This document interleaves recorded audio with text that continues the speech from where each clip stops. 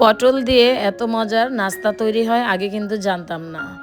তো যেই জানলাম সেই চলে আসলাম আপনাদের কাছে নিয়ে দারুণ মজার একটি নাস্তা বা স্ন্যাক্সের রেসিপি। চলুন তাহলে শুরু করা যাক। এখানে আমি বড় সাইজের 4টি পটল নিয়েছি। দেখতেই পেয়েছেন একদম একটু বড় বড় সাইজ করে পটলগুলি নিয়েছি বেছে। দুই পাশে যে মুখগুলি থাকে সেগুলি একটু ফেলে দিচ্ছি। তারপরে আমি একটা পিলার দিয়ে উপরের যে সিল্কাটা আছে সেটাকে ফেলে দিব। তো সকালে কিংবা বিকেলে এরকম একটি যদি রেসিপি হয় তাহলে তো কথাই নেই। দেখতে থাকুন আমার আজকের এই মজাদার রেসিপি। আসসালামু আলাইকুম, চলে আসলাম পটলের দারুণ একটি রেসিপি নিয়ে। সবাই ভালো আছেন? আমিও আলহামদুলিল্লাহ ভালো আছি। তো আমি কিন্তু পটলগুলিকে ছিলে নিচ্ছি, দেখতে পাচ্ছেন একটা পিলারের সাহায্যে ছিলে নিচ্ছি। আপনারা চাইলে বটি অথবা ছুরি দিয়ে ছিলে নিতে পারেন। তো এইভাবে একটু ফেলে রেখে রেখে ছিলে নিচ্ছি আর কি। আপনারা চাইলে পুরোটাই ছিলে নিতে পারেন। যাই হোক, এভাবে করে আমি কিন্তু সবগুলি পটল ছিলে নিব। তবে তার আগে দেখিয়ে দিই আমি কিভাবে পটলগুলি ছিলে কেটে নিব, সেটা আপনাদের সাথে একটু খেয়াল করে লক্ষ্য করুন যে আমি কিভাবে এই কাজটি করছি। প্রথমে আমি একটা পটলকে 2 পিস করে নিব। ভিতরে যেই অংশ, বিচির অংশ, সেগুলি কিন্তু আমি ফেলে দিব। আর এই অংশটা না রাখলেই ভালো, ফেলে দিলেই ভালো। যেহেতু বিচি আছে, অনেকে হয়তো বা বিচিটা পছন্দ করে না, তাই কিন্তু আমি এই বিচিটা ফেলে আমি আমার আজকের যে রেসিপি সেই রেসিপিটা বানাচ্ছি। তো এই যে পটলের যে রেসিপি, এটা পোলাও বলেন, মুড়ি বলেন, যে কোনো ভাত বলেন, যে কোনো দিয়েই আপনারা খেতে পারবেন। তবে বিকেলের নাস্তায় কিন্তু দারুণ হবে এই রেসিপি। তো দেখতেই পাচ্ছেন আমি ছুরিটি নিয়ে কিভাবে চিকন চিকন করে কেটে নিচ্ছি। তো একটু লক্ষ্য করতে হবে যে আমি কিভাবে কেটে নিচ্ছি। তো অবশ্যই এভাবে আপনারা প্রথমে 2 পিস করে নেবেন, তারপরে এরকম চিকন চিকন করে কেটে নেবেন। তো আসলে এটাকে আমি বলে বোঝানোর কিছু নাই, আপনাদেরকে চোখের আন্দাজে বুঝে নিতে হবে। তো এরকম করে সবগুলি পটল আমি কেটে নিব এক এক করে। দেখতে থাকুন আমার পুরো রেসিপির সাথেই থাকবেন, তাহলেই বুঝবেন আমি কি কি দিচ্ছি না দিচ্ছি।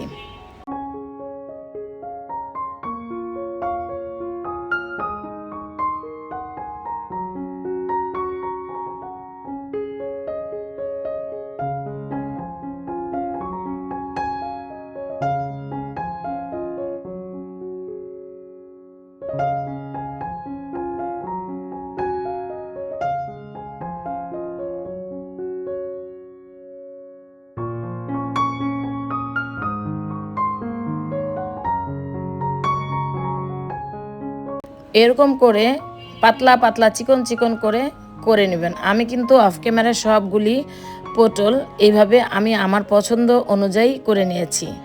4টা করে নিয়েছি। আপনারা চাইলে 5টা করতে পারেন, বা আরও বেশি করতে পারেন, বা কম করতে পারেন। তো আবার একটু আপনাদের সাথে দেখিয়ে দিচ্ছি আমি কিভাবে করছি। দেখতেই পাচ্ছেন আমি কিভাবে এই পটলগুলিকে কেটে নিচ্ছি।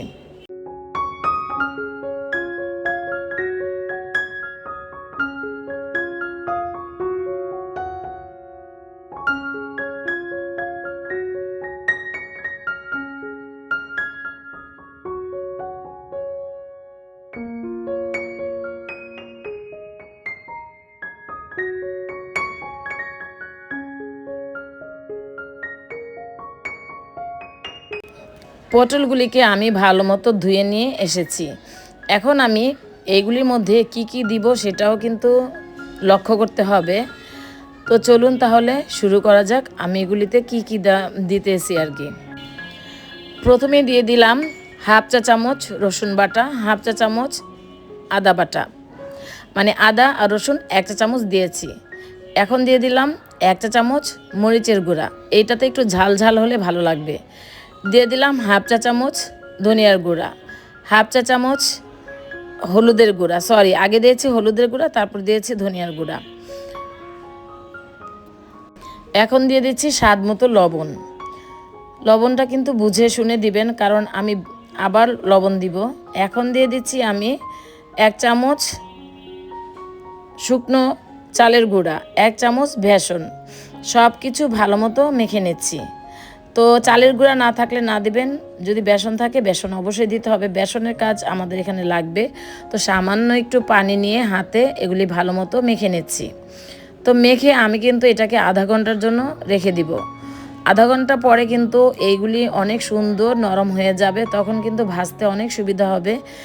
তো এই তো এইভাবে খুব ভালো মতো মেখে একটা ঢাকনা দিয়ে ঢেকে রেখে দিব।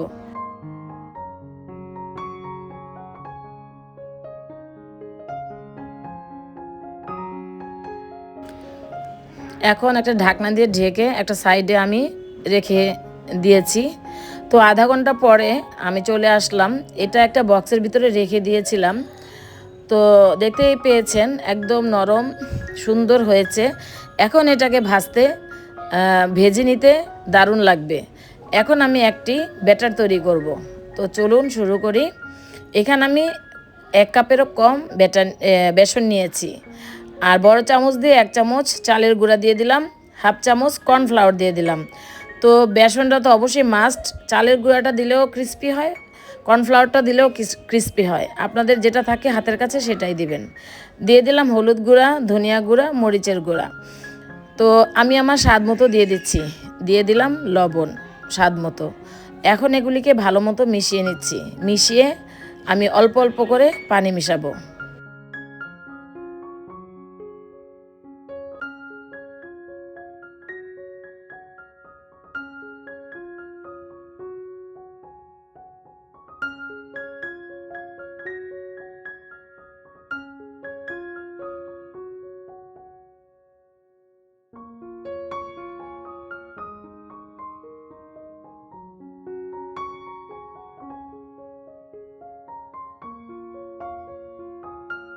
এখানে প্রায় 1 কাপের মতো পানি লেগেছে, আপনারা বুঝে শুনে পানিটা দিবেন, যতটুকু পরিমাণে নেবেন ওইভাবে বুঝে আন্দাজ মতো পানিটাকে ব্যবহার করতে হবে। এখন আমি হাফ চামচেরও কম বেকিং সোডা দিয়ে দিলাম। এখানে চাইলে বেকিং পাউডার দিতে পারেন, তবে আমার হাতের কাছে বেকিং পাউডার ছিল না, তাই বেকিং সোডাটা দিয়ে দিলাম। দিয়ে হাতের সাহায্যে এটাকে ভালো মতো একটা ব্যাটার বানিয়ে নিলাম। এখন চলে যাব চুলায়। আগে থেকে কিন্তু একটি কড়াইয়া বসাই দিলাম, সেখানে এখন আমি ডুবো তেলে এগুলিকে বেসনের মধ্যে কোট করে ভেজে নেব। তো দেখতেই পেলেন আমার এই যে পটলের যে ইয়াগুলি সেগুলি কিন্তু মাশাআল্লাহ অনেক সুন্দরভাবে ছড়িয়ে আছে। তো এগুলি কিন্তু আমি এক এক করে দিয়ে ভেজে নেব।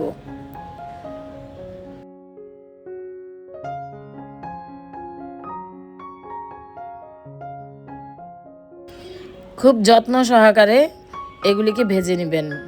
তো আমিও খুবই যত্ন সহকারে এগুলিকে উল্টিয়ে পাল্টিয়ে ভেজে নিচ্ছি।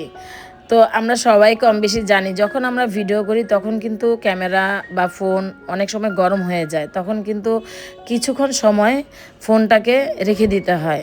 তো আমি যখন এই যে এগুলি ভাজতেছিলাম, হঠাৎ করে আমার ফোনটা মানে গরম হয়ে অফ হয়ে গেছে।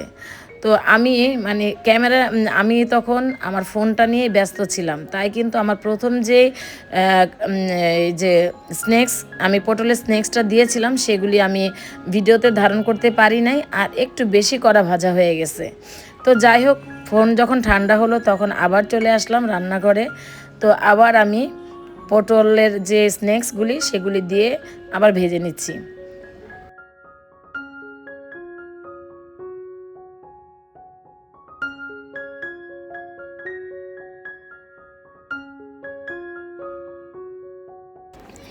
এপিট ওপিট করে ভেজে উঠিয়ে নিয়ে আবার আমি বাকি যেগুলি ছিল সেগুলি কিন্তু আমি ভেজে নিচ্ছি।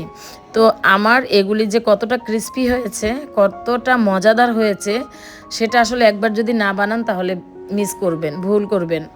একবার হলেও এই ধরনের নাস্তাটা বানিয়ে খাবেন, ইনশাল্লাহ অনেক ভালো লাগবে খেতে, যদি কখনো না খেয়ে থাকেন। তো চলুন আমি এখন একটু ডেকোরেশন করতে করতে আপনাদের কাছ থেকে বিদায় নিই। তো আমার আজকের এই পটলের স্ন্যাক রেসিপি কেমন লেগেছে অবশ্যই কিন্তু কমেন্ট করে জানাবেন, জানাতে ভুলবেন না।